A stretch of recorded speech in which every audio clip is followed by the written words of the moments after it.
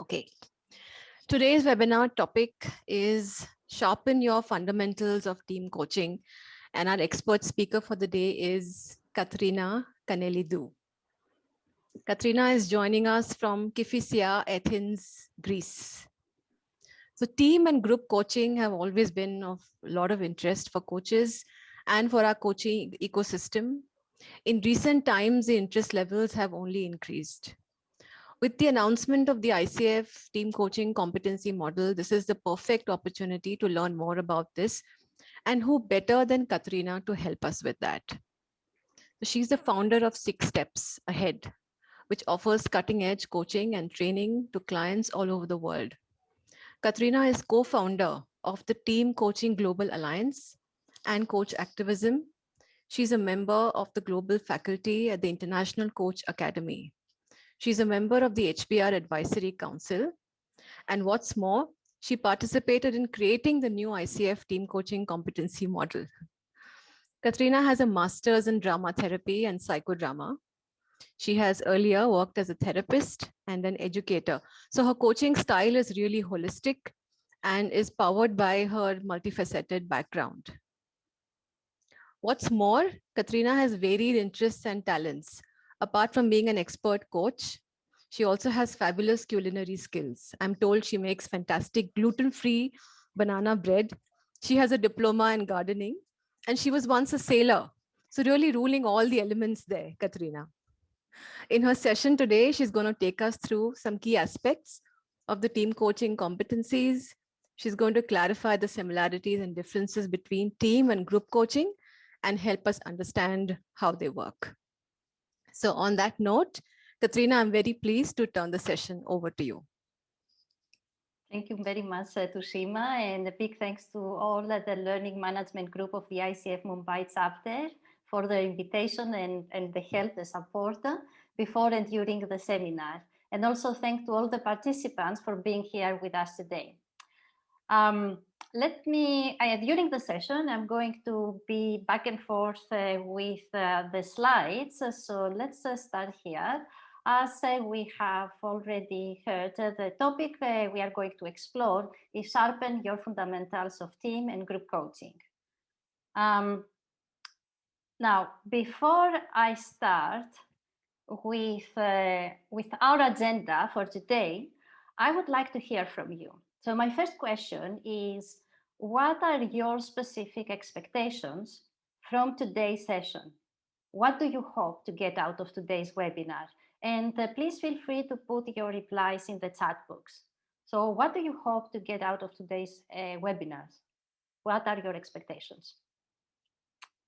And let's have a look of what will come up.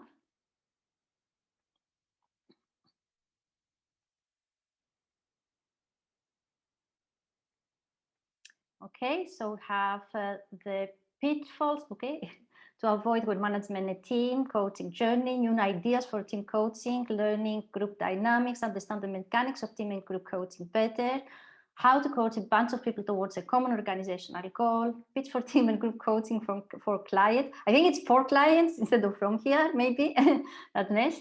To understand the differences already. Okay, find the skills, get an acknowledgement of what I'm doing right. Yes, understand the diverse team coaching practices, effective team and group coaching tools, difference between team and group coaching, dynamics, shareholder expectations when doing for large corporates. Okay, process work, building blocks. Wow.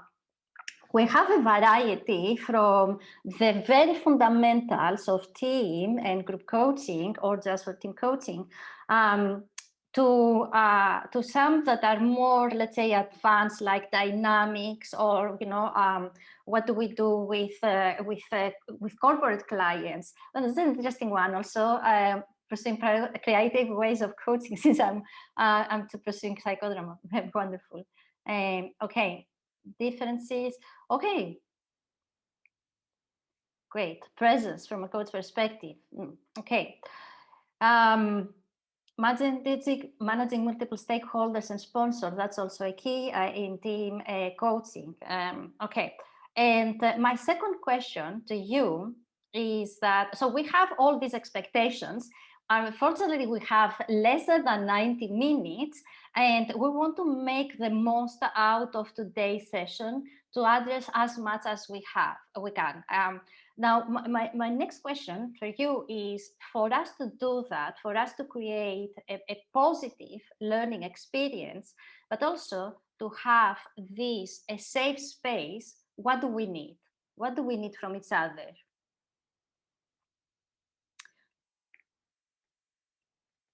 And you can put that also in the chat box.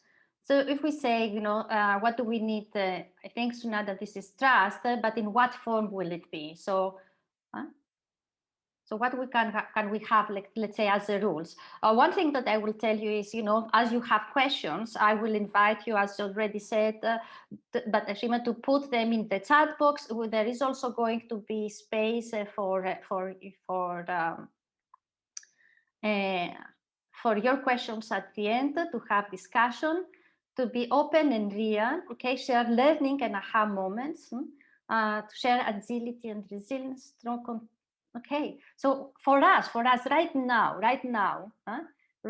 for us here, in this an hour and a half that we have, to have an open discussion, okay? Bring real life experiences. So it's an invitation to all to have that, to respect the different styles. What else do we have? The confidence that it's a safe space. And what does it mean, safe space, for us?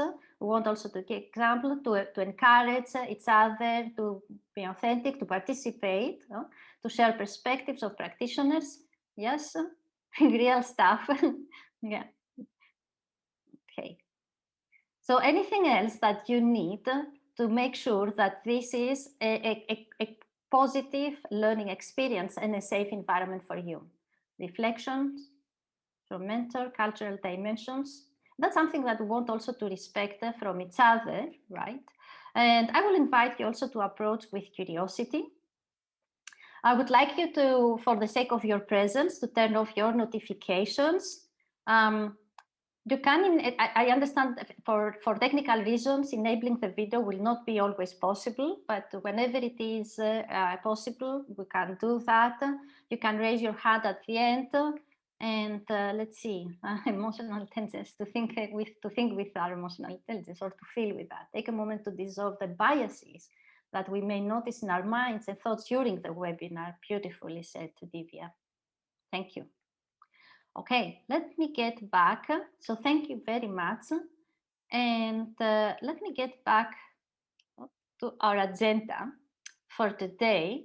That was already mentioned. So we are going to explore the team, or clarify, better say, team and group coaching definitions. We are going to have an overview of the team coaching competency model from the ICF and the key themes of it. Because of the time, we will not be able to go in depth to each one of the competencies. So we were going also to have a high view of that.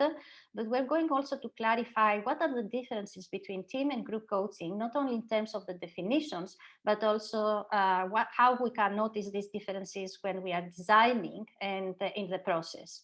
And finally, we will have some time to reflect about contracting and its importance in team and group coaching, and have some time for questions. Okay, so let's start. Let's begin. And here we have the definitions of a team and of a group. Before we start defining what is group coaching and what is team coaching, of course, we need to define what is it that is a group and what is it that a team. Now, be careful here, because I have heard that as an assumption. Even if a team does not operate as a team, and it looks like more as a group of people, that doesn't mean that they are a group, because they still have a common purpose. Doesn't matter if they are not all aligned or on board with the purpose and the shared goals, they still have them, and they are interdependent in a shared context. Now, this is to clarify, because I often hear people say, oh, this it's not actually a team, it's a group, by the observations they have about the way they operate. But they're still, as a definition, they are a team. An example of a group is a group of accountants that come together to learn a new skill, or a group of coaches who belong to a chapter. An example of a team is a management team of an organization or the leadership team of a chapter. Now, having clarified more what is a team, what is a group, we want also to understand better what is it when we are talking about team coaching and group coaching. And these are the definitions also as adopted by the ICF. So group coaching basically is about each individual's discovery and action in the context of a group process.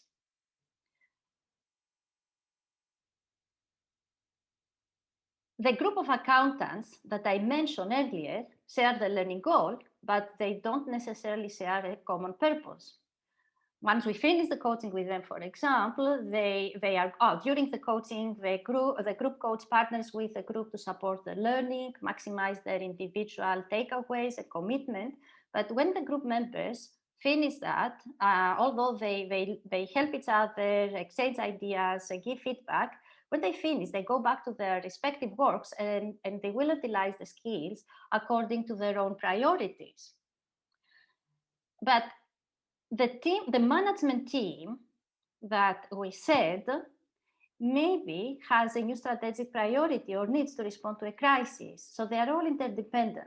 So in team coaching, the coach is there to support them in a co-creative and reflective process. So here the definitions we have is group coaching, partnering with a group of individuals who share a common interest, learning experience or skill, where the coach and other group members offer support and inspiration to maximize individual abilities and potential, as we said.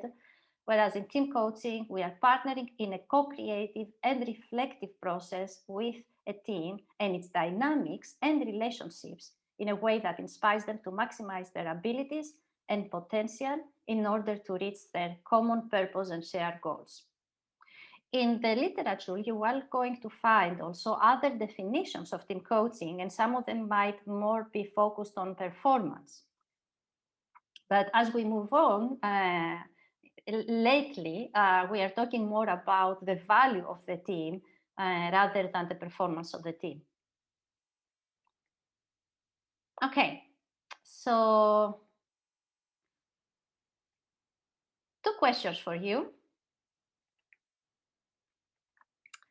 Why? Why would you choose team coaching for a team, the team coaching approach? And why would you choose to do group coaching? So let me stop again my screen and hear from you. Why? Let's start with the first one. Why would you choose to do team coaching? And let's start with that. Let's see some replies that come in the chat box. For intact teams, so Lavanya, can you elaborate a little bit of what do you mean? Cost effective, yes, it is cost effective. There is a common, yes, for alignment, to maximize impact in limited time. Yeah, collaborative working, better alignment, as this was said, collective actions taken to achieve a common purpose. Alignment comes a lot, and bonding, surface team dynamics, systemic change, absolutely, collaboration, coherent team, empathy and trust, performance increases, better specification, yes. Great. Yeah. So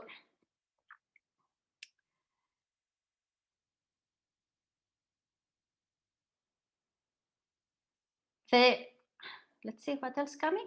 Okay, bond, yes, a bond to bond a remote team, absolutely.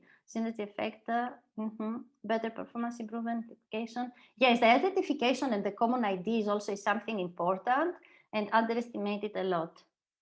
Yes. Okay, so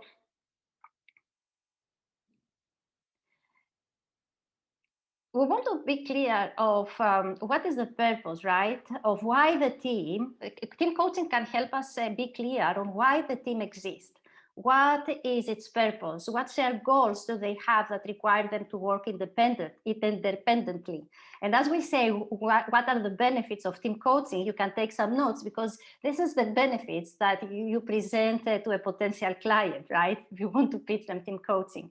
I haven't planned for that, but hey, since we have it, as a team coach partners with a team to create a safe space so team members can surface assumptions, feelings, and the undiscussable issues. Team members learn to communicate and understand each other better.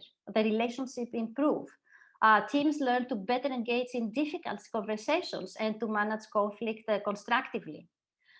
Team coaching also helps the team to build a sense of cohesion and alignment, as you already mentioned.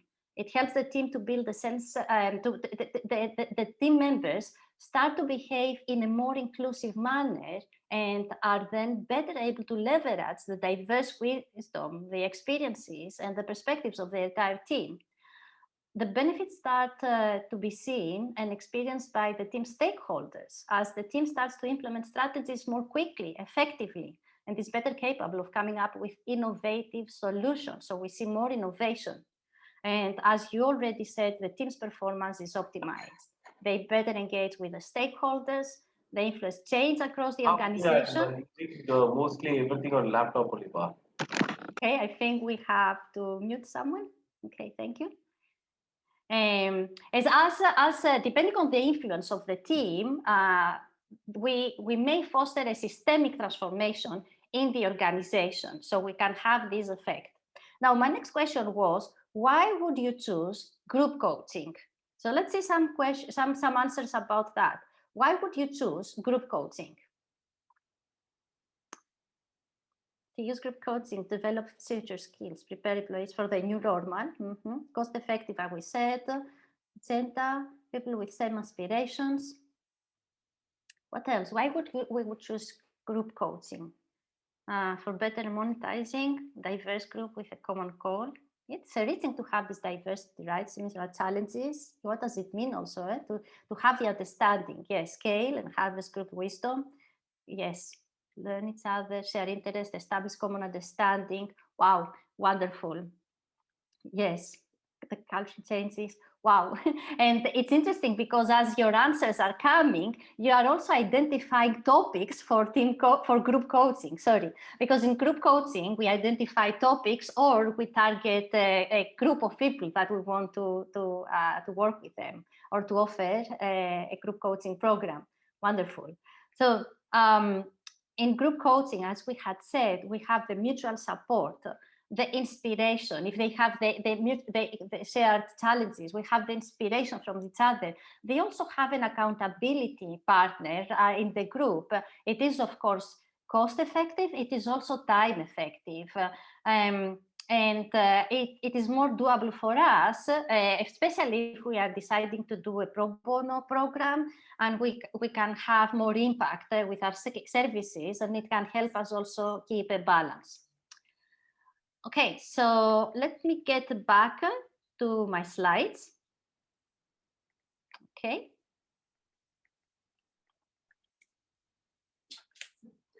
And let's have now an overview of the ICF Team Coaching Competency Model. It was, as you have already yourself noticed, team coaching is becoming more and more in demand and more popular the last years. With that comes the demand to create the standards and reflect on what are the real competencies for a team coach.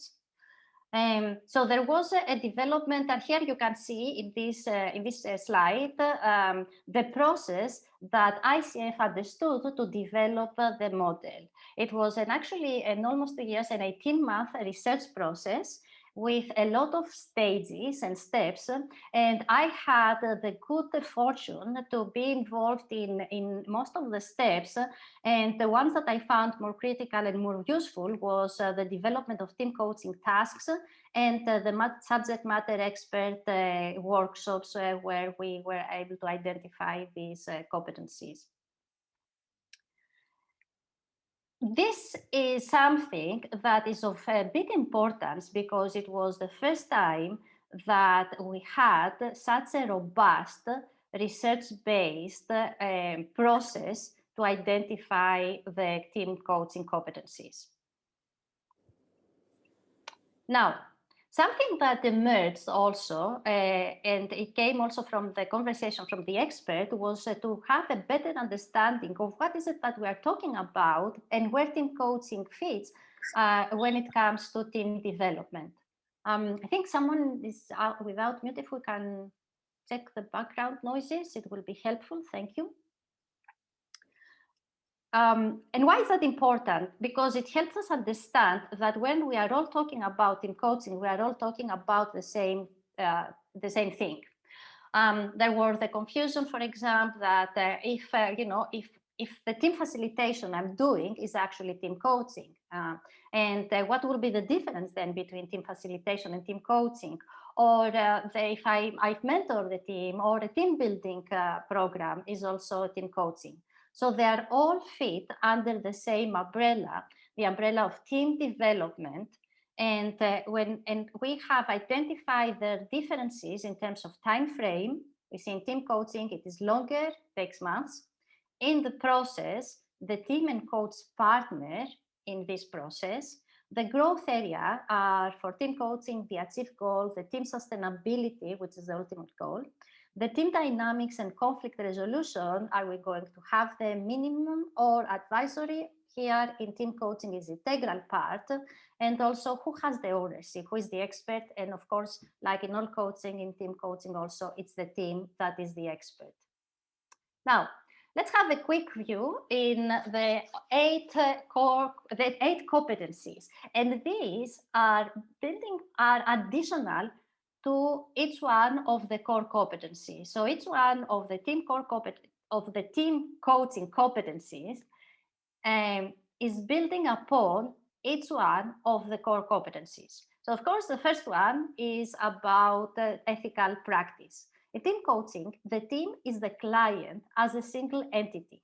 So even though the team member is made up of individual team members and the coach role is to foster a safe space where each person can be heard, the team coach must remain objective in their interactions with all team members, sponsors, and relevant stakeholders. For this reason, many team coaches don't coach the team and they don't have one, they don't do at the same time team coaching and having one-on-one with the individual team members. The team coach needs to maintain distinctions between the team development modalities and needs to be intentional and transparent about using those modalities. There will be times when the team coach needs to be more directive than in one-on-one coaching. These more directive interventions should be used to broaden rather than narrow the team's perspective on their current situation. And these are used to be more at the beginning rather, and they are becoming less and less as we move forward with the relationship. Next one is about the coaching mindset. Because team coaching is more complex and the coach can experience information overload and may become entangled in the team's issues, it is important for team coaches to work with a coaching supervisor who supports the coach's reflective practice. In every team, there is some level of power plays, alliances, conflicts that influence the team's agenda and functioning and performance. It is important for the team coach to maintain objective and aware of team dynamics and patterns. So be careful here. It's not about just, observe them, but also because it is about understanding what can be behind either behaviors, patterns, but even something that, in team dynamics is something, not only what is done, but also what is not done that we need to observe and understanding and know how do we manage that? What do we do with that information? The next one establishes and maintains agreement. This is critical to partner with all relevant parties, including the team leader, the team members, the stakeholder, co-coaches that we might have to collaboratively create clear agreements for a team coaching engagement. Confidentiality, it was mentioned also at the beginning at the expectations, is a big one here. It's a confidentiality about what takes place during the team coaching sessions, how information is going to flow, but also if there are any private discussions between the team coach and individual team members, what do we do with them? This is part of the contracting. This is part of the conversations we have at the beginning of our work with the team. We also partner with a team leader on how the ownership of the team coaching process will be shared by the coach, leader, and team, and how the ownership will be transitioned to the team leader and the team as a collective. After all, one of the key purposes of team coaching is to build sustainable teams. Oh, trust and safety, this is my favorite of one. Those of you who know me, well, you already know that. Here, for each team member to participate freely, the team coach needs to build a safe space so they can raise sensitive issues, for example, or manage constructively conflict. The team coach will also need to encourage team members to express their feelings, their hopes, their beliefs, their concerns, and encourage the participation and contribution by all team members. Also helps the team to develop and maintain key rules and norms, as this supports the safety and productivity of the team as well as its sustainability. Which means that at the beginning of the engagement, such rules and norms have been established. And by supporting a psychologically safe environment and supportive, effective communication between team members, the team can raise the undiscussable issues and work through conflict constructively.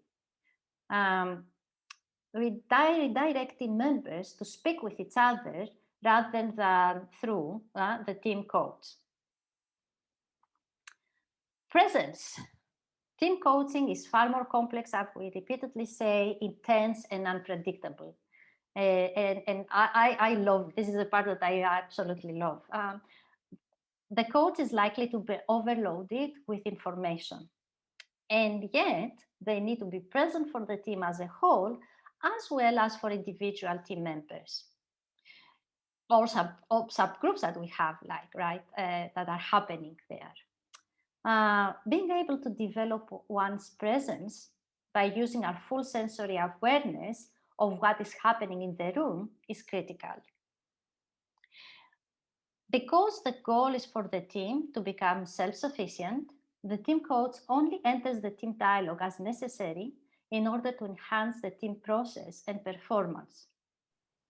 Now, here is where partnering with the co-coach is very helpful, as the co-coach can observe, reflect, provide feedback to the team coach, and offer alternative perspectives.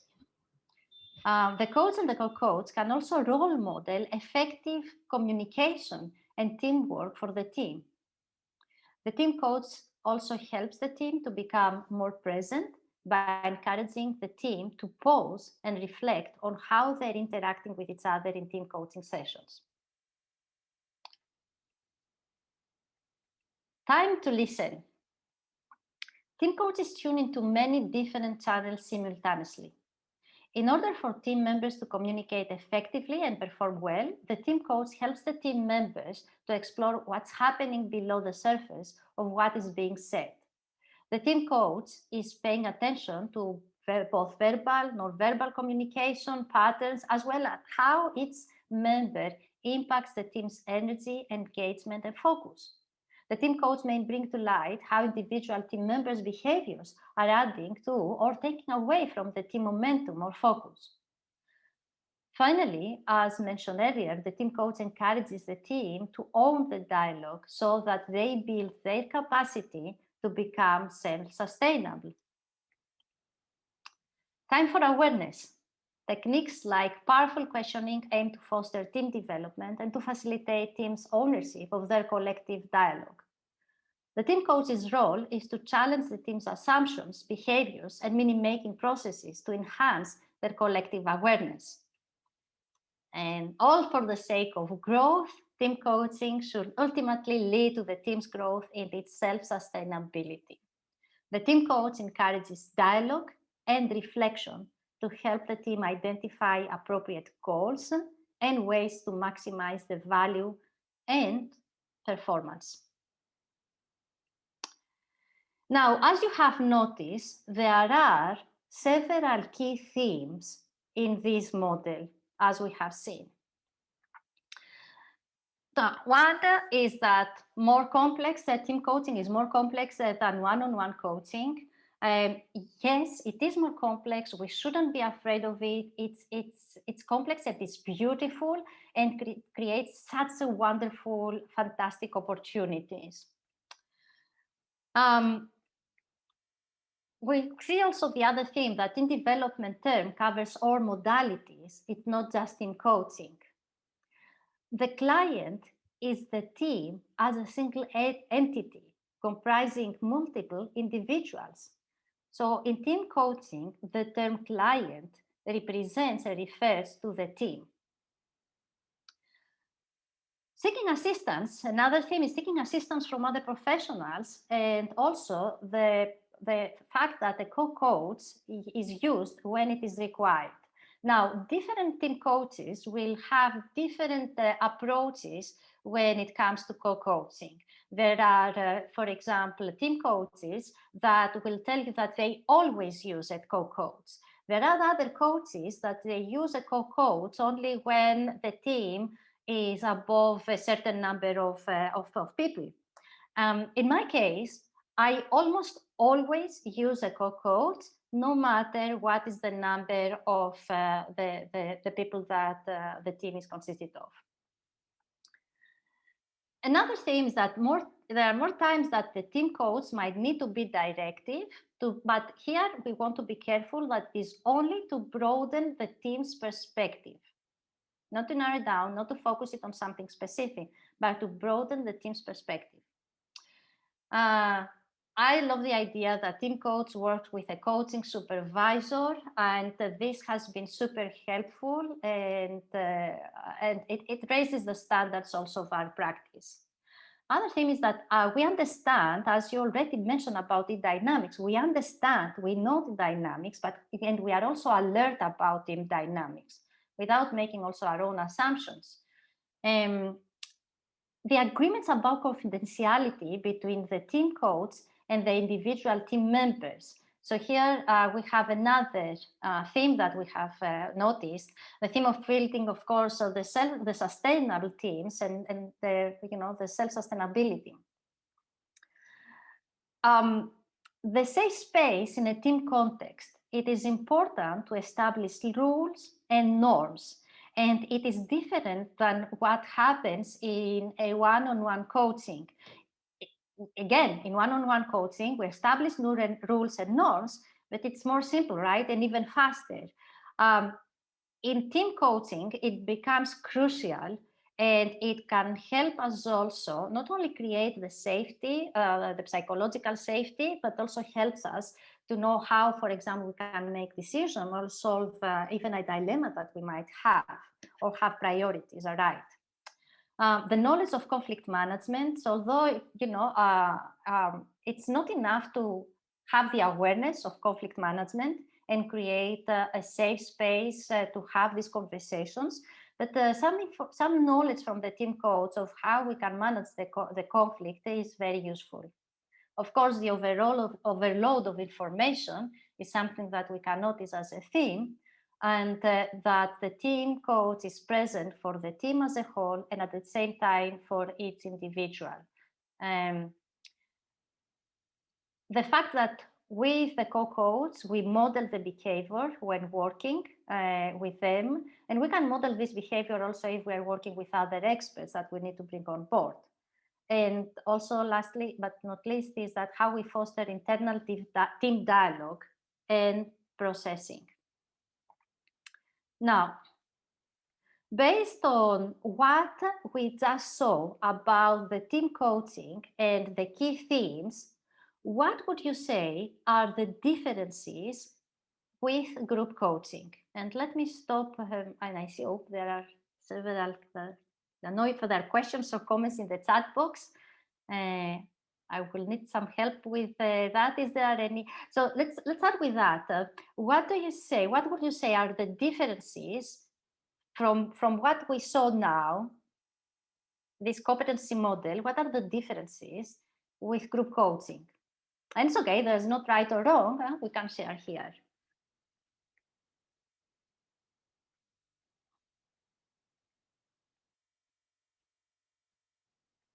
Any ideas?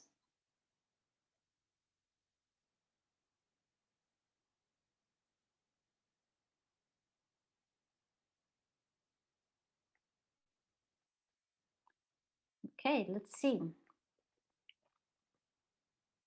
Okay, so Amrita says the focus in the team as the client is team coaching, and group coaching is individual member is the client, exactly. So there is no entity of the group. We don't see the entity of the group. So I think a common goal. So how do you mean the differences in the common goal? You mean that the team coaching we have, it can be because in group coaching we have common topic that we are working on, but not necessarily common goals on that topic. How do we handle hierarchies during the? Okay, so there are some questions about team or group coaching. What about the differences? We don't have a leader in group coaching. Yes, really, really good. Team development is the goal in Maria Wu, or any other goal that the team will decide, right? No need for common goal for group coaching. It's more of experiential learning in the group. We can have experiential learning in both, actually. It depends on how you define then here the experiential learning. Maybe because you're referring to the activities and the exercises we can plan. And if that's the case, absolutely. Multiple clients in group, yes. Yes. Okay, common goals. There's a lot about the goal. The team coaching, they are, the team belongs to the same organization. Yes, they have the same context, right? Coach supervisor is required. Yes, coach supervisor for team coaching is not, it's not sometimes, always. Yeah, it's more complex. Group coaching is more complex to team. This is an interesting perspective, right? Wow. Okay, it's yet about the activities. Yes, okay, that was good. Wonderful. Yes, coaching of team dynamics is key in team coaching. So we still have more diverse participants in group dynamics. With diversity, we have it always, but yes, there is what kind of diversity, right? We have in group coaching. Okay, wonderful. Some themes are similar or same to group coaching.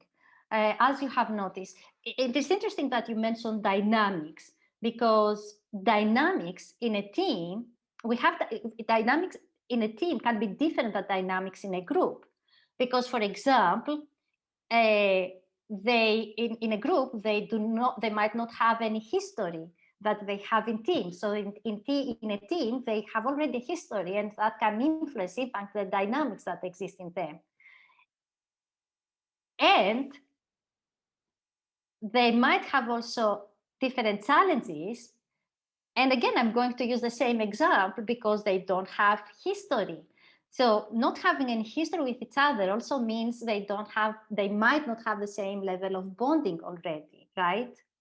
So this is interesting to see that we can have both similarities and differences, even on the same topic. The most important thing is that single entity does not apply to the group. And that means also that the way we partner the process is done in a different way. And we are going to see actually how, and also the design. Anything else that came up? I saw that there are also more facilitation to support the convergence. There is no need. Okay. The coach requires different competencies in group coaching and team coaching. Yes. Okay. So we're going also to challenge that the interaction between participants is not necessarily group coaching. It is desired though, and how we can plan that with the activities we do. Okay, so I see that there are also a lot of questions. And Tushima, are you taking notes of some of the questions that are coming? Poonam, is it you that Yes, are taking? yes, Katerina. Yes, we are. Okay, is there a question that we should answer now from the ones that came up? So a question that I think we can take right now is one of the coaches have asked, how about the team facilitation as a competency for team coaching? Is that also important? We need to know how to facilitate the conversation. It's not a role to do facilitation, but there are moments that we might need to just facilitate the conversation. But just we want to be careful that this is not what we do in team coaching, right? So because in the facilitation, for example, facilitates the process of a decision making, let's say a discussion. So that's something, if we need to intervene as a facilitator in a specific moment, we do that, yes. Right. And also, how do we handle hierarchies during the group coaching? This is the key for contracting. We can assume that in team coaching, we have, let's say, the project team or a management team, a leadership team. So they might have all the same hierarchy and they might not. For example, I had a group a team. It was the regional director of a multinational company, and he wanted to do a program with his CEOs. So they are all a team, but of course they're the CEOs that are the same hierarchy level, and then it's their boss they are inside the team. So for us, it's to be careful from the first moment, from the agreements that we make. Even before the conversations that we have before we start the engagement with all the stakeholders and also the sponsor. In that case, the sponsor was the regional director, and check with him. And then while we are starting working with the team, the first thing we do is about contracting, making the agreements that will be required for all, but also not only during the agreement, but also modeling that throughout the sessions by giving same space, but making all feel comfortable and feel free to share even different perspectives, and allow also the leader of the team to be more open and to be more relaxed with that. Because in that case, it was also the observation that it wasn't just the team members that the CEOs that we felt really, a little bit nervous with his presence. They should be good, but also him feeling that he should protect them. And our role is to observe this dynamic and see how we manage that. Yeah, right. Thank you, Katerina. Another interesting question, since you are taking questions right now, so will it be okay if I pose one or two questions more? Yes, yeah, absolutely, yes. Sure. So there's a question about the psychologically safe environment that you mentioned. So how would you define what is a psychologically safe environment in a team and a group coaching engagement? I will leave this question for the end when we talk also about contracting.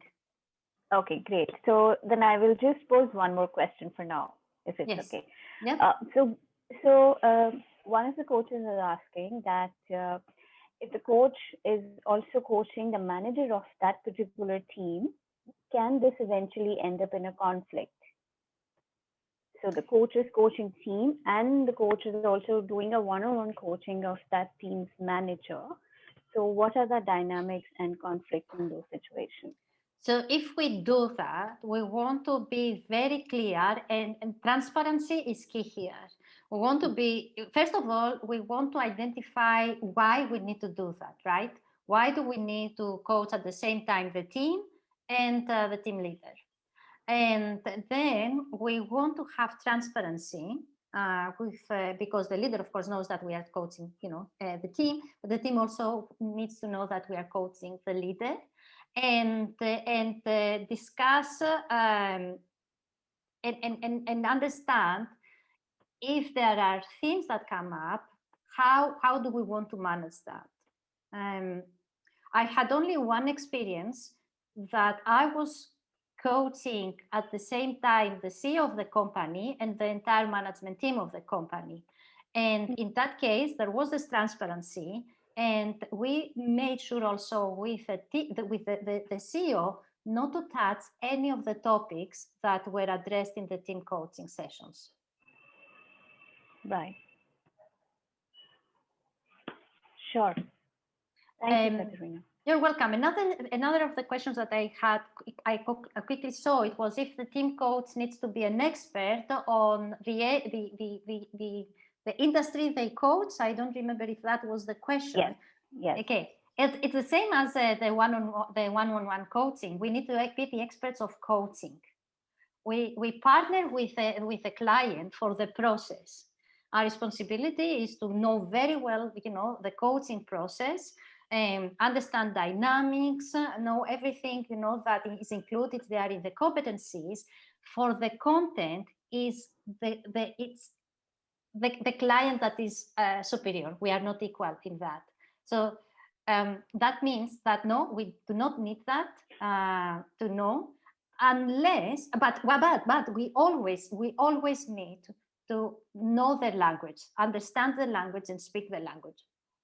So if we are talking, with, let's say, the team of the founders of a startup, of a tech startup, we need to understand what they're talking about and also be able to communicate with them. Absolutely. Okay. Thank you. You're welcome. Let's move on. And what's next here is about group coaching. So here, what I have prepared for you is how we design group coaching. So we saw what is team coaching, and now the competencies. Sorry, we saw the competencies of team coaching, and we are going to see now how we design a group coaching, because it's different how we design a group coaching than how we design team coaching. And after that, we are going to see the process, and the process there are similarities and differences. So I hope here we have more clarity of this. Now, there is a list of questions we need to explore to design a group coaching program. Some are common with team coaching. First one, the duration. What do we want or are able to provide? Is it going to last, as we say, months in group coaching? Here, keep in mind months. Are the sessions going to take place weekly, every 2 weeks? Is it going to be a retreat-like program? The same questions about duration. We don't decide them alone as a coach in team coaching. So in group coaching, these are the questions that we have to answer alone. But in team coaching, these are the questions that we discuss with the stakeholders. Are the sessions going to be online or with physical presence, assuming that this is safe? In some parts of the world, it is safe. In other parts, it is not. We still go with online sessions. Next, what support are we going to need? Now, in group coaching, and this can be anything, any aspect of the program. It can be from the admin work, the technology that we are going to use, and more as we're going to see in the next factors. Are we going to work with a co-coach? Do we know enough about the dynamics in that context? So what are the support that we are going to need to have that clarified also? Then, and this is actually similar with team coaching, right? And here we can add to the support also the supervisor. Now, the platforms in group coaching, even if we have the sessions in person, we will still need some online platforms. For example, a forum to keep the connection, support and interaction in between sessions. I mentioned the example of a forum because that's something that I have found out to be more helpful in my group coaching programs. The participants can post their follow-ups on the progress, it becomes an accountability structure, or I can share additional resources for them that are relevant with the topics that emerge. Some forums even allow us to manage group messages, notifications. That makes the communication faster and easier. Time effectiveness is very important.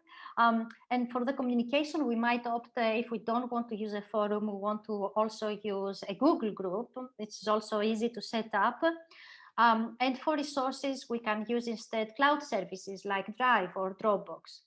If we have the sessions online, well, we know that we need a Zoom or another platform, and we can even experiment with other online tools that can make the sessions more interactive, like Mentimeter, Pinup, and others. In team coaching, the team decides how they manage their interaction in between sessions. For example, the case that I said to you that I was coaching the CEO and the management team, they had weekly meetings, and they also, after our first session as a team, they created a structure of follow-up emails with a thread of the pillars that they had identified to focus on. So, for group coaching, we will need to consider about platforms to keep the connection, the ongoing support and interaction in between sessions. Marketing. If it is an in-house program for group coaching, we don't need to do any marketing. Well, we might have a need before to market our services as a group. But if it is an open program, we need to create both awareness about the benefits of our program and also reach out to the people we want to support with our coaching. Let's take the example of the accountants that we mentioned at the beginning, right? So how we create awareness that coaching can be useful on this topic to accountants, but also how to reach out the accountants to participate, to sign up for our program. Another factor is the budget. And because in team coaching, team coaching is being done in-house, so we know the budget that we have for it. But in group coaching can be a different situation, in different case. And knowing also what budget we have can help us with our decisions about, for example, what support we can afford, what kind of technology we can use, and so much more. Is it going to be paid? Is it going to be pro bono? Is there a sponsor who will be willing to cover the expenses? So understand how we budget our services is equally important for both team coaching and group coaching. In each one of the cases, you have different implications to consider. Now, participants. Next one for the design. Okay, so if we're going to go for a group coaching, what is the number of the group members that we are going to have? Are we going to work with a larger group or a small group? Here we need to keep a reminder that if we want to add these hours for our ICF credentials, the number of individuals in the group can be 15 or fewer to count. So if you want to have these hours for your ICF credentials, it wouldn't be wise to go for 16 and above as a number for a group.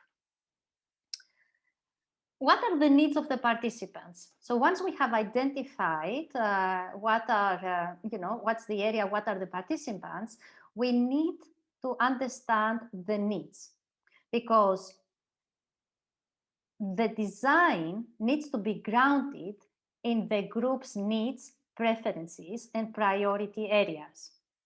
So if I'm going to coach a group of accountants, I'm not going to coach them on an area that they have absolutely no need for that, right? Or maybe it was a need for them 2 years ago or the last year, but it's not relevant right now. Once we identify the group and we clarify what is really important for the group to take away, we need also to test the assumptions. And I will tell you how we can test also these assumptions, the needs. But identify the group and have clarity of their needs is also going to help us determine how much we design and how much we co-create. What is the balance we are looking for? Because again, in group coaching, we have topics, we have things, we have like modules that we work on in each session. Something that we don't have in team coaching, because the agenda, the co-creation is done with the entire team there. But no matter what the answer to that is for the group, one thing we can have in mind, we need always to stay flexible and open on how we get there, the end result, to satisfy their needs. And we also need to be able to work also, if needed, to redesign some of the content based of the topics that can emerge. Now, we can assess the needs of the group of people we are going to work with in group coaching with surveys, polls, interviews, observations, direct questions. I use direct questions in my social media, for example. Before a session with cardiologists, I posted a specific question on Facebook and Twitter to gather more insights. It was so useful that I had to print all the answers and give them to them to have to consider. Even if we assume that what are the needs, we still need to test our assumptions and be open to what else we might discover. So that will help us assessing the content. What are the potential themes and topics that we mentioned that we can anticipate we will need to address? And from there, what are the exercises and tools we could use? From topics that emerge, one thing that we can understand also from the topics that emerge, what we do not know how we can coach. Is there any topic that comes up that we don't know how to coach around this topic? We will need extra training or resources, support systems that we are going to need for that. So these are also things to take under consideration. What you see here as bookends is what I call them opening and closing rituals. You will also find them as check-in and check-out. The check-in of the session, the check-out of the session. This is something that I learned to pay attention as a therapist when working with groups. So questions we can ask is, what is a win that you would like to share with us? Or since the last time we met, what success or accomplishments or opportunity happened that you would like to share with a group? What is your expectation from today's sessions? This about expectations. Or we can customize this if we share the topic of the session. Let's say self-confidence, right? We can make a specific question about self-confidence. And questions to end the session. What is standing out to you from today's session? What are your next steps until the next time we meet? What are your takeaways? This is a classic one that we use also in the one-on-one coaching. And we could connect if we made a creative check-in. So for the one who said, I'm doing with psychodrama, we use a lot of metaphor stories. So one thing that I do is if they join, what is your metaphor? If you're going to present yourself, what's your metaphor now? Or they can bring an object, something, anything they want. And at the end of the session, I will get back and ask them again, how has your metaphor evolved now? And it's beautiful to reflect on the evolution of that metaphor, or reconnect with the object now and what this connection looks like now. Okay, so we know our group, we know their needs, we know the topics and modules. Now we want to select with intent the activities we will use. And again, I'm talking about group coaching. These will be in subgroups, can be in pairs, can be individual exercises, can be a dialogue with all. It can be some laser coaching. We can have reflection. So we can have a variety of activities. And again, remember, we are intentional in these activities. We want also to be flexible to what will emerge and respond to that situation with something else from the one that we had planned. And that's very often the case. I might go to a session in a group really prepared of, how we'll have this process on this topic. And then from what is emerging, I can be resourceful and creative and use something that replies more to what is emerging, but also what is it that is coming as a need more. Another question to explore is what is the work, the preparation we are going to do before the program. If we are going to have one-on-one meetings with the participants, are we going to have meetings with all of them? Are we going to have a collective meeting with all the group members? Why, how this is going to be done, etc. And finally, it's always useful to have an evaluation structure in place. I cannot stress the importance of the evaluation enough. And because some of you asked, how do I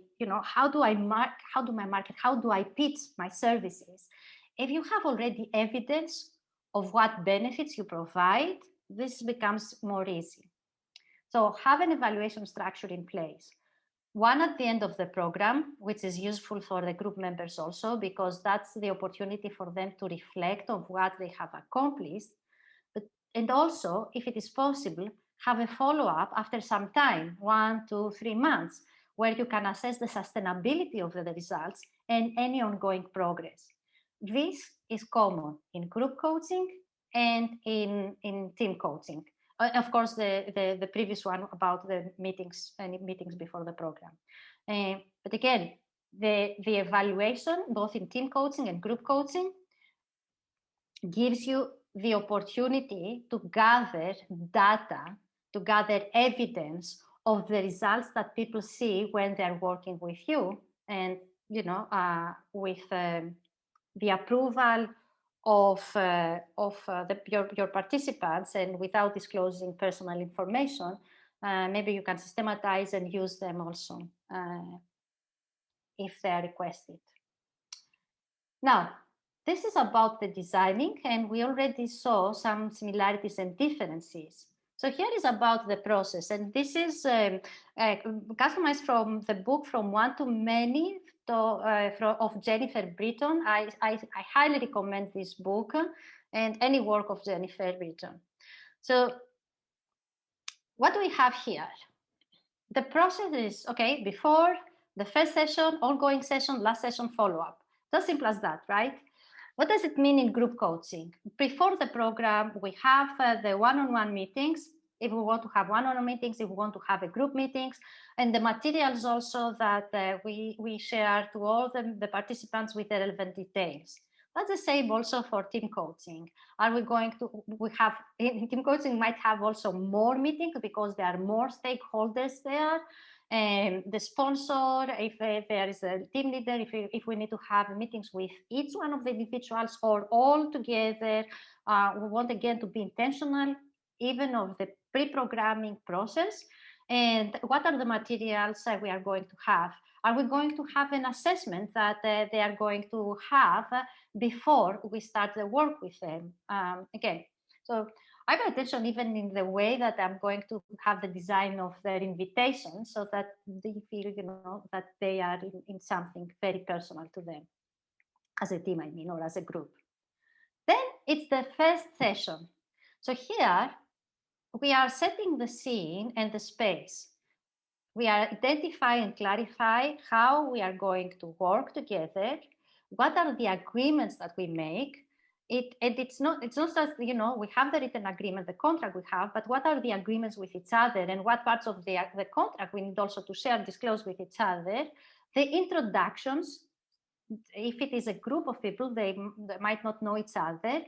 But I also do introductions with teams, and I do them with a twist. Like Nisha here asked me, tell me something funny about yourself, a fun fact about yourself. But I'm trying to find alternative ways to introduce themselves so that they get to know other aspects of themselves also, right? And we set the expectations. Because no matter what is it that we are requested to do, there are expectations. In the group, there are expectations from each group member. And in the team, there is the collective expectation of the team, and there are also the expectations of each individual. And also, we validate the topics for group coaching. This is the validation of the topics for group coaching, and for team coaching is setting the topics. And then we have the ongoing sessions where in group coaching, we have the themes already, set in advance, again, with the flexibility that we have, but we have them. So we have the check-in at the beginning, checking out at the end. We have in the meantime the exercises, and in between sessions any field work that they either we request them to do or they decide to do. In team coaching, they also have the ownership. If there is going to have a field work, they will decide about it. And we might, and we don't prepare any exercises, but we are open to use if we need any exercises, if we see that this is appropriate or something that is emerging. For example, I was noticing something in one of the discussions in a team of leaders, and then I just brought them to their awareness. I just used the iceberg, if you know, the iceberg about diversity. So it was something that, came to my mind after observing something that came up in the conversation about the assumptions for each other. Now, in the last session, that's where we have the closure, the celebration. We have, as we said, the evaluation. We set up if there are going to be any follow-up, how it's going to be, and any next steps that is going to happen. In the team, it's collectively as a team, and in the group, it's for each individual.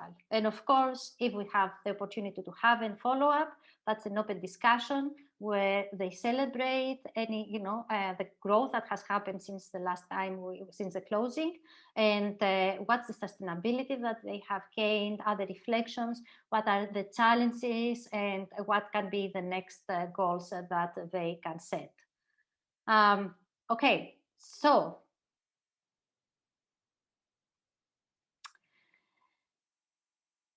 I have specifically here, and we said, okay, let's talk specifically about contracting.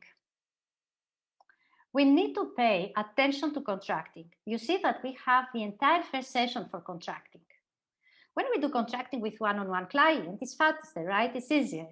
But when we have contracting with a team or a group, it will take time.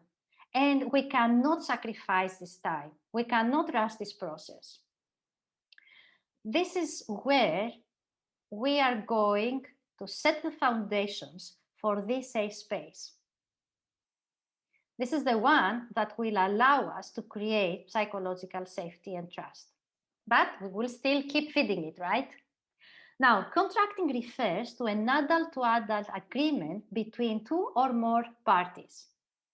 Eric Vernet from Transaction Analysis describes 3 levels of contracting, the 3 levels that I present to you here. The one is administrative contract. This is the agreement of the administrative aspects of the process. When will we meet? Are there any fees or not? This is something that has been done already for you who are present in this webinar in advance, right? You had the date, the time, the Zoom registration link, and any other administrative work that needed to be known to you and to be effective. The next level is the professional contract. So what's the aim of the program? What's the purpose? It's going to cover the purpose of the program, but also what are the roles of all the parties. So here, for example, it is the topic that we're going to do today in this webinar, but also it is about what's in the agenda, right? What is it that we are going to cover? And what are the roles of each one of the participants and contributors here? And as we had at the beginning, we had the explanation of who is going to have the support, the technology support, who can monitor also the chat, how we can interact with each other in terms of using the chat, muting, having the camera on, etc. The last level is the psychological contract. This deals with the possible underlying issues, the attitudes, the expectations, the hidden agenda. If this aspect is not discussed openly, it can jeopardize the entire process, the entire task, the entire program we have. Here we share expectations, hopes, desires, concerns, ground rules. This part is what we co-create. It's like at the beginning when you had the questions, what are your expectations, right? What brought you here? What do you hope to get at the end? Of course, with more than one hadn't, it's difficult then to systematize that.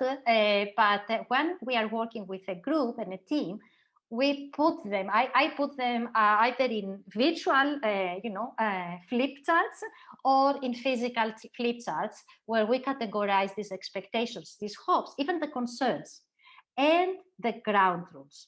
What do we need? That was the question. What do we need to have this as a positive learning experience? Because this is open for everybody, we didn't have also to have the safe space like the confidentiality and other things. So this is something that we co-create and we take a lot of time. If someone says, oh, we need to respect each other, I want to, to feel safe here, I need respect. Okay, what does that mean? So in terms of behavior, how does that look like? Oh, for example, when one is talking, we listen. Or when I listen to understand. Or I listen to understand and I am aware of my own biases. You don't need to let aside. Or I'm careful with the feedback I provide. I bring feedback that is constructive, right? Instead of resisting. These are some of the examples. In the programs that I do, I spend a lot of time in contracting. And especially with teams, from what we will listen to contracting, to this psychological contracting, we might go back and reconfigure the professional contract. So from our expectations, from our hopes, our desires, our concerns, there might emerge things that will shape different the purpose of our program. And that's actually something that happens a lot. That's not enough to just put it somewhere and have it, right? To say, okay, this is the most cliche of all things. This is a confidential safe space. Yeah, because you said it. No, that's not how it goes. Because someone says this is a safe space, doesn't mean it's a safe space. Safe space means that it's okay for me to talk. And you can give me the space and listen, right? And listen with empathy. Safe space means the acknowledgement.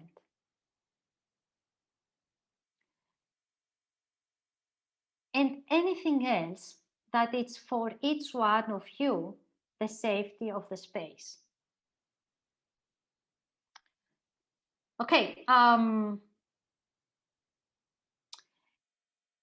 talking about specifically team coaching, that's when the team as an entity really starts.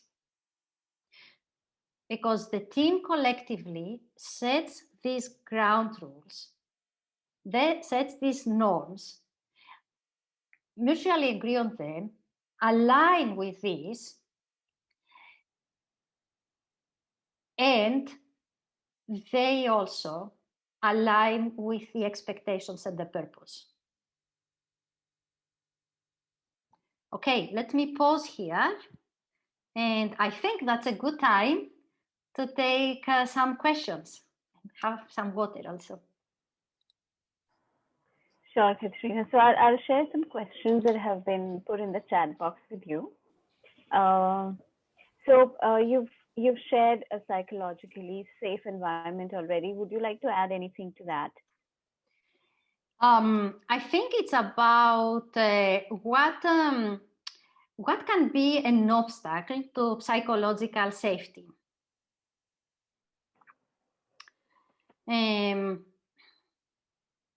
What do I mean? Psychological safety is not about we are being nice with each other, right?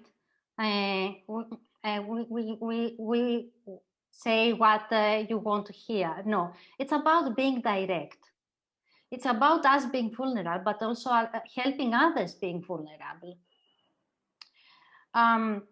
Amy Edmondson says that there is a matrix for psychological safety, that we have high standards, high ambition, and psychological safety. So we cannot not have, the high standards and high ambition together.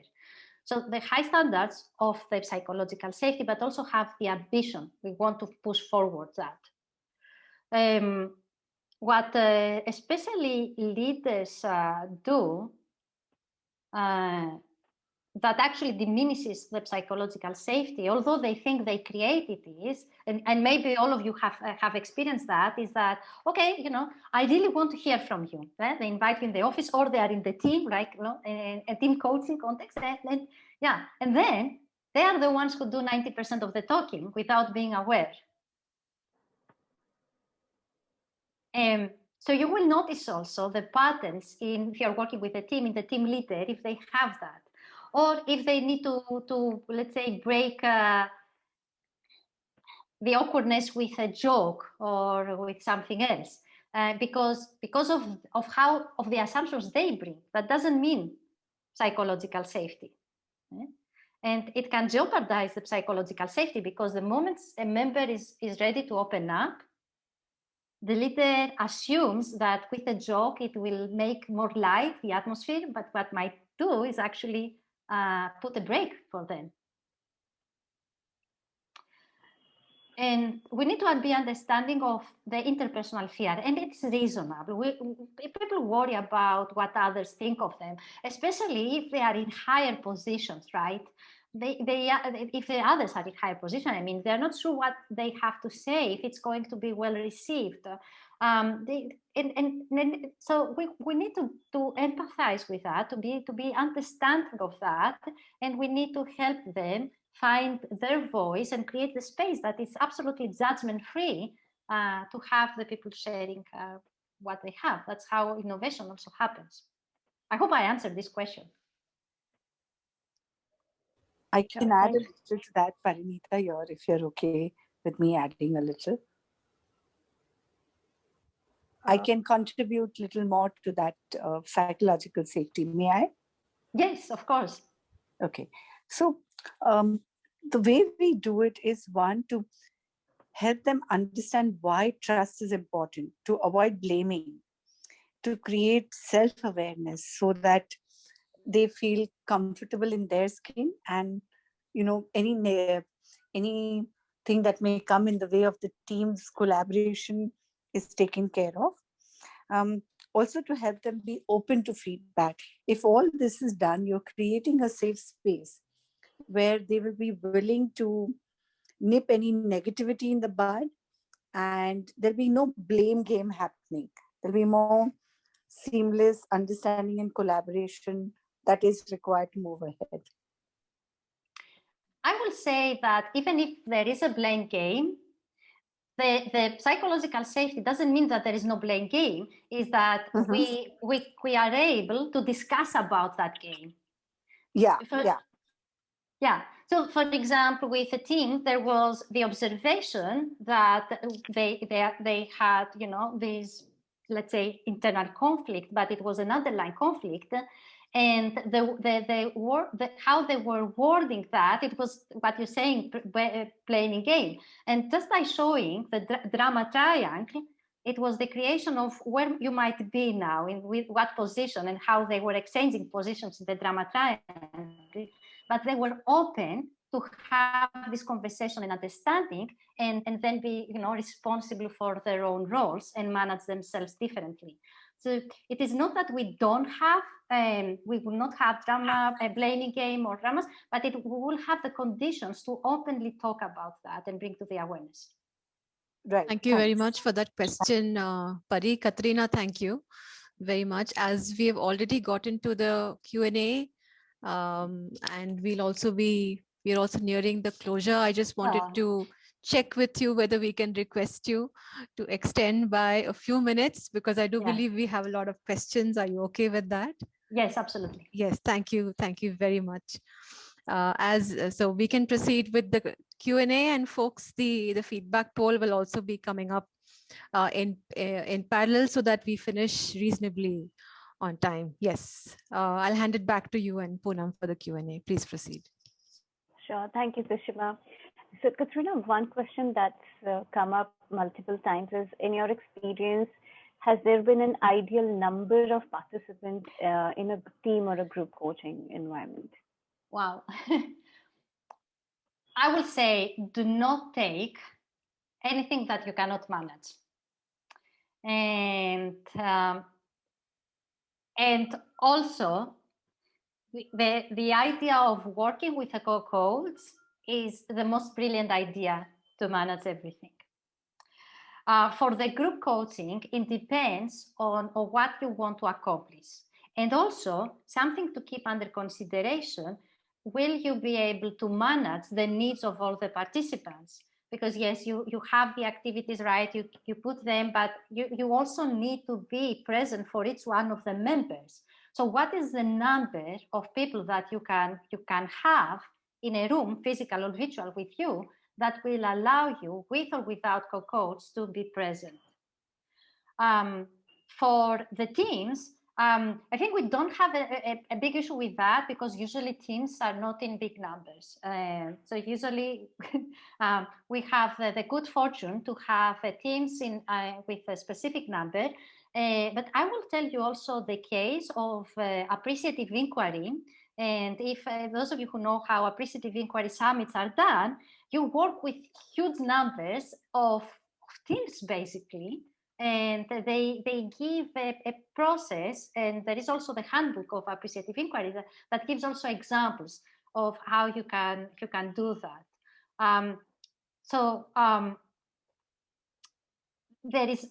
There is not a rule of the ideal number.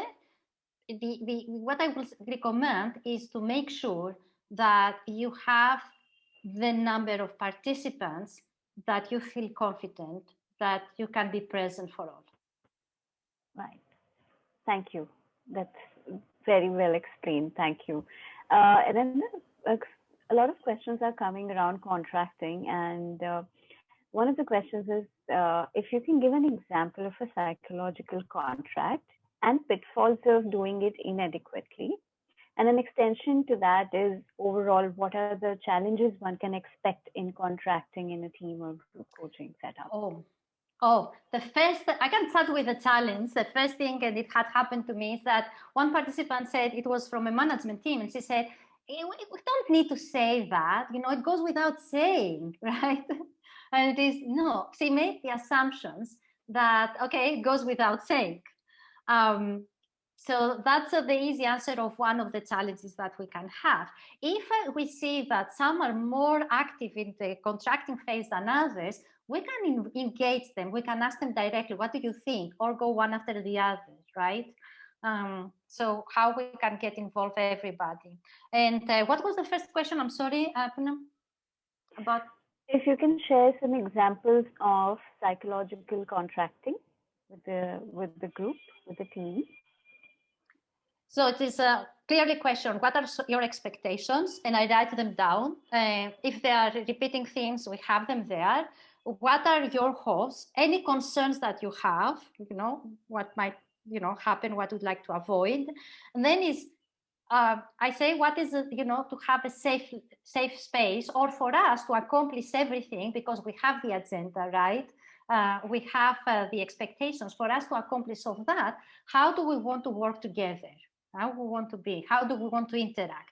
And here, if someone says, as I said before, with respect, or if they say, listening. Okay, listening doesn't mean how do you want to listen? So I invite them to identify the behaviors, not just put words there. Or they say, I trust each other. So tell me the behavior, what does it mean, right? That. And I invite them to define specific behaviors that and also ways of thinking that we want to have there. And I always write them, and I always have them. And I have them, if it is a physical flip chart, if we are face to face there on the wall, we always see them in the session. And if needed, we go and review also these, right? Because something that is evolving. And it is also, it is in a virtual environment. Again, we can review them every now and then. Another thing that I do in contracting is I invite them everybody to talk with I. They have the ownership of what they say. So that also helps them to be more aware of the language they use and to avoid even sometimes creating aggressive, violent communication. So it's not something that it is static, it is evolving, and the coach needs to be the role model of that. So we are always modeling that for the participants. And personally, I'm not afraid if someone is derailing from our rules of engagement, our roles, to just gently raise the awareness about that. Here is what we have. Sure, thank you. And as we are taking some questions, there is poll on your screen. So please take the poll as we are also simultaneously taking the questions as well. Okay, so the next question is about your experience that you shared of coaching the CEO along with the management team. So the question is, how did you ensure that equality and safe space was maintained even as the organizational hierarchy remained outside the room? This is a good example because, and actually in this case, they were very surprised because they had been used to have, let's say, facilitators that were dominating the space. And for me, being back with my co-coach, it was strange for them. They would expect me to be more directive there, to be always involved in their conversations instead of them. I was really lucky because the CEO of that company already had a lot of awareness, and she was already practicing very good leadership skills for her. So she was giving the space. But what was there was, because she has all these, soft approach of leadership, and it was a female, to be acknowledged also by the males of the organization as someone that these soft skills was actually her strength and a model to follow. And without having open, let's say, like it was an underlying conflict that might happen or not, how everybody got engaged and got involved and actually acknowledged and appreciated this leadership style. So I was very lucky because she was already a person that was not dominating the conversations and that she was encouraging everybody to participate in an equal manner. And it was the other way around, that everybody on the team to appreciate and acknowledge actually this leadership style. And although they were all equal, she was still, the leader that was keeping them firm and moving forward. Right. Sure. I'm sure it must have helped the group as well. I'll take with Tushima if we have time for another question. What do you say, Katerina? One more? Yeah. Okay. Thank you. Yeah, and this is a question that also came up multiple times, is what are the parallels between chemistry session in a one-on-one contracting and in a team coaching contracting? And so is for, committing for takeaways, action steps. Yeah. Well, this is a good question because in one-on-one coaching, we meet with one client, We can have, they can sense, yes, we are a good match, there is a chemistry, yes, we can move forward. But what happens with a team, right?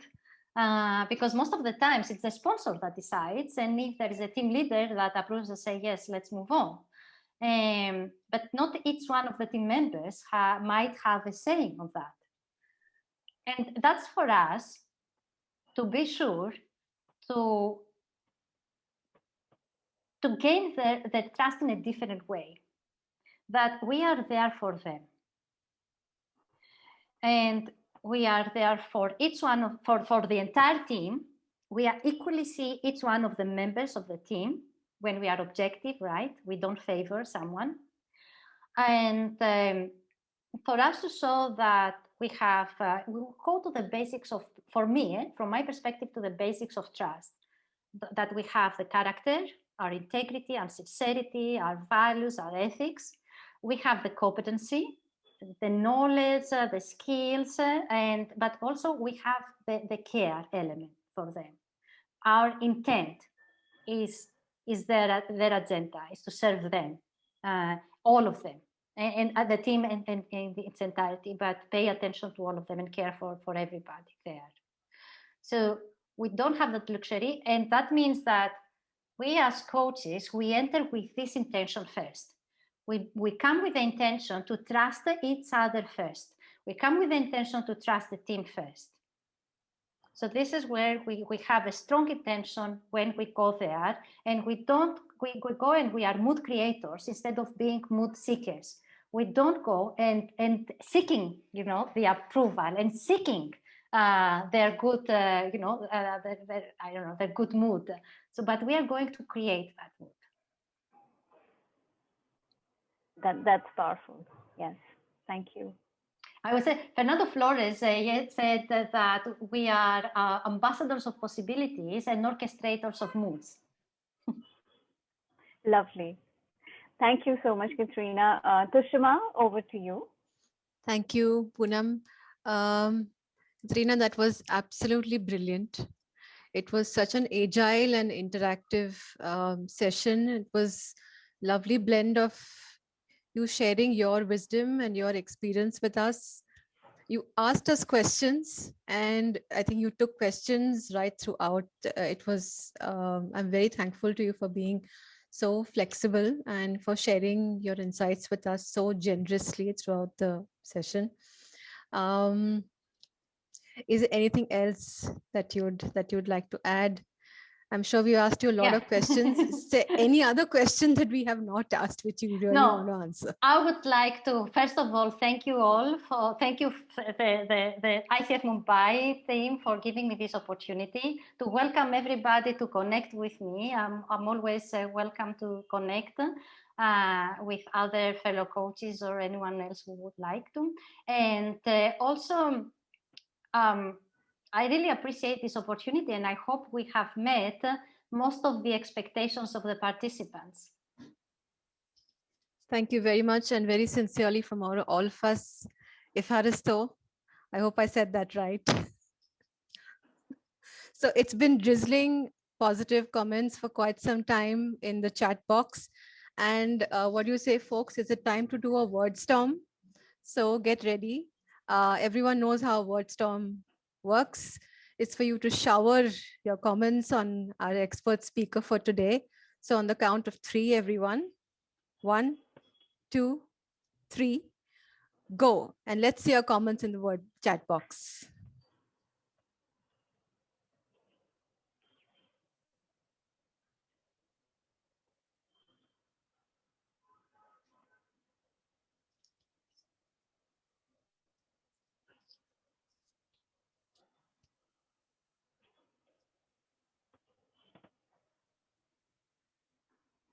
It's raining.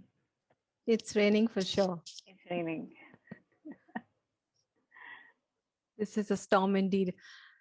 I hope everyone's taken the CCU link to claim their CCUs for this form.